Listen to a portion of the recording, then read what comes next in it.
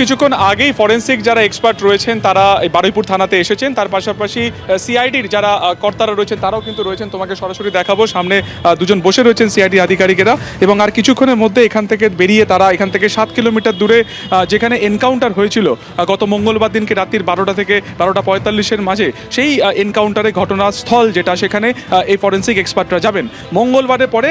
তারপরে প্রায় 2 দিন কেটে গেছে, অর্থাৎ 48 ঘন্টারও বেশি সময় কেটে গিয়েছে।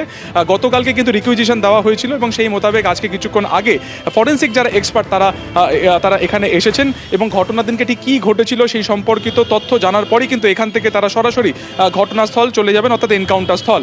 এবং এই দেখা যায়, তোমাকে দেখাবো, ফরেন্সিক এক্সপার্ট তারা কিন্তু ইতিমধ্যে থানার কিছুটা বাইরে বেরিয়ে এসেছেন এবং আর কিছুক্ষণের মধ্যেই পেপার ওয়ার্ক কমপ্লিট করার পর কিন্তু এখান থেকে তারা সরাসরি চলে যাবেন ঘটনাস্থলে। গত মঙ্গলবার আমরা জানি প্রভাস মণ্ডল এই গণধর্ষণ ও খুনের ঘটনাতে অন্যতম অভিযুক্ত, এই প্রভাস মণ্ডলকে নিয়ে যখন ঘটনা পুনর্নির্মাণের জন্য তারা সূর্যপুর সেই হাটের কাছে যাচ্ছিলেন যেখানে ঘটনাস্থল বা যেখানে বডি ডাম্প করা হয়েছিল, সেই সময় রাতের অন্ধকারে সার্ভিস রিভলভার ছিনিয়ে পালানোর চেষ্টা করে এবং তার পাল্টা গুলি চালানো হয় পুলিশের তরফে, এসআইটির মেম্বারদের তরফে, এবং সেখানে ঘটনাস্থলে তার মৃত্যু হয়।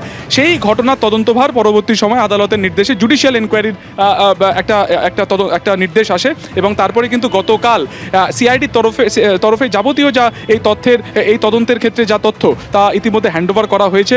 যে আর্মস ব্যবহার করা হয়েছিল বা যে আর্মস ছিনিয়ে নেওয়ার চেষ্টা হয়েছিল সেটাও কিন্তু থানার মধ্যে আছে, সেইটাও ভালো করে তারা পরীক্ষা করে নিচ্ছেন এবং তারপর এখান থেকে তারা সরাসরি কিন্তু ঘটনাস্থলে যাবেন। তবে এখানে একটা প্রশ্ন আছে যে গত 48 ঘন্টাতে প্রবল বৃষ্টিপাত হয়েছে এবং যেখানে ঘটনাস্থল ছিল সেখানে আশপাশ কিন্তু পুরো কাদা মাটি বা জল কাদাতে পুরোপুরি ভরে গিয়েছে, কারণ আজকে সকাল থেকেও প্রবল বৃষ্টি হচ্ছিল। তাই একটা প্রশ্ন তৈরি হয়েছিল যে আজকে ফরেন্সিক এক্সপার্টরা তারা আদৌ ওখানে যেতে পারবেন কিনা বা গেলেও সেখান থেকে নমুনা তারা সংগ্রহ করতে পারবেন কিনা।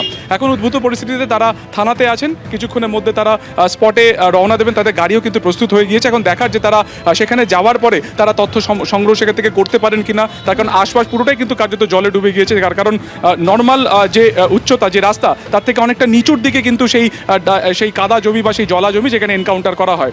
তো ফলত সিআইডির যারা কর্তারা বা গোয়েন্দারা তারা ইতিমধ্যে এখানে রয়েছেন এবং ফরেন্সিক যারা এক্সপার্টরা তারাও 6 থেকে 7 জন যারা তদন্তকারীরা তারাও ইতিমধ্যে এখানে এসেছেন এবং এখান থেকে আর কিছুক্ষণের মধ্যেই এই এনকাউন্টার নিয়ে বা এনকাউন্টারের তদন্তে তারা এসেছেন।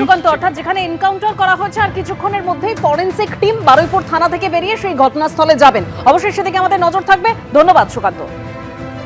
এবিপি আনন্দ, এগিয়ে থাকে, এগিয়ে রাখে।